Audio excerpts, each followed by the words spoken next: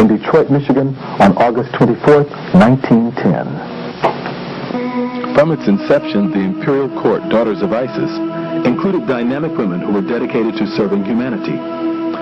The leaders of the organization varied in age and profession and came from different parts of the nation. For over 80 years now, this group has focused on a program that stresses leadership development, creates an effective network among its members and community organizations, recognizes the historic and current achievements of black women, provides role models for young women, and promotes high moral standards and academic achievements. The current commandress of the Imperial Court Daughters of Isis is Margaret P. Warren of Los Angeles. She's had a long and distinguished career in government and the private sector and has made noteworthy contributions to a number of charitable, civil rights, and religious organizations. Although in this videotape we're presenting black women as the spiritual daughters of Isis, the truth is that long before Isis became prominent, black women had appeared on the world stage. Let us turn now to the first women on earth, black women in prehistory. For many years, anthropologists, paleontologists, and other scientists have focused on the continent of Africa in their search for the origins of the human family. Some of the most important discoveries of human fossils have been made in Northeast Africa, particularly in Kenya, Tanzania, and Ethiopia. Small parties of Africans and Europeans, headed by such scientists as members of the Louis B. Leakey family, have combed the Northeast African terrain in search of our prehistoric black ancestors. The ancient soil of East Africa has yielded the richest human remains in the world.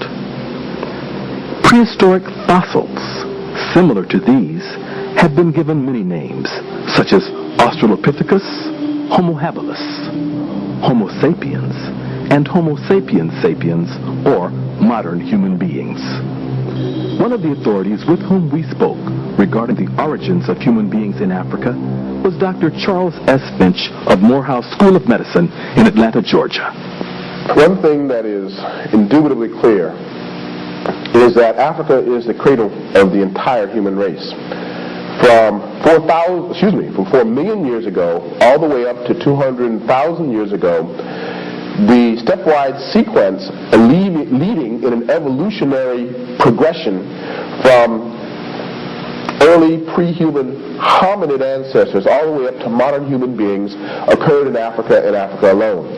Not that there weren't any migrations out of Africa, but those migrations did not have any impact on human evolutions leading up to modern human beings until after our human beings in fact left Africa. Now what do I mean by that? A man by the name of Wainscott from England has said is that all of the populations around the globe are descendants from small founder populations that left Africa probably no later than 100,000 years ago. This means that, as C.W. Stringer has said, that all 6.5 billion people on this planet are Africans under the skin. Because if we go back far enough, everyone has an African ancestor. Now, to clarify our earlier points, when I made the assertion that as far as human evolution was concerned, it all occurred in Africa up until after the final migration, this has to do with the origin and development of races. That you did not see the development of specific human races until about 50,000 years ago, when these founder populations left Africa, began to inhabit certain parts of the globe, Europe, Asia, and then because of rather sudden and drastic climatic changes, underwent some adaptations that led to the development of variations in the human species, which we today call races, or subgroups of the human species. But as I say, if you look at the root and the trunk, you are talking about a root and a trunk that is in African soil, literally. So that in effect, all 6.5 billion people who live on the planet today are descended from a founding population, or an original population that emerges in Africa, certainly 200,000 years ago, very likely, no later than 140,000 years ago, and does not leave Africa until maybe 100,000 years ago. In some of his many books and articles, Dr. Finch has noted that our knowledge of human origins is largely based on the skeletal and sculptural relics of African women.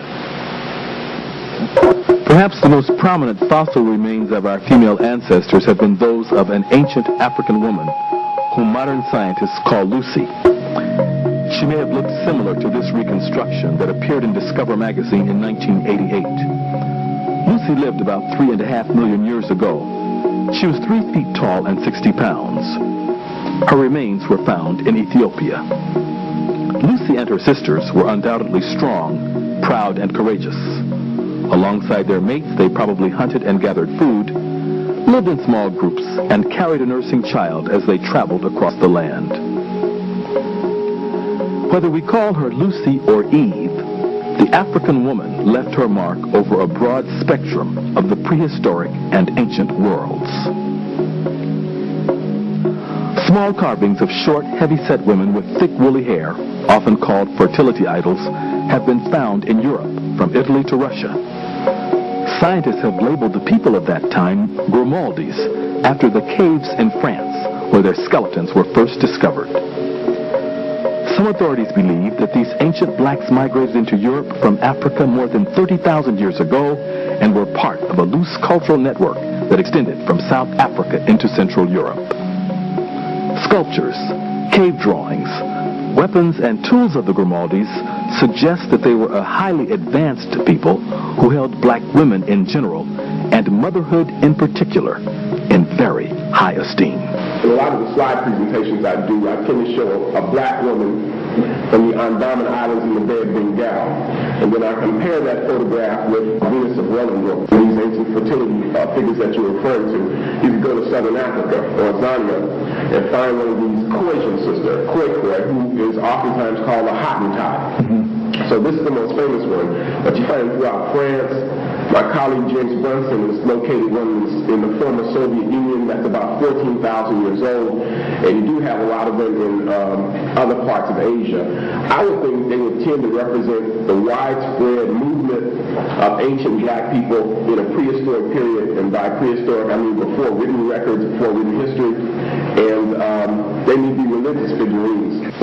The earliest carvings of human-like people that you find anywhere in the world are almost exclusively of women, particularly of women who are obese, with large breasts and very heavily developed buttocks and thighs. Why?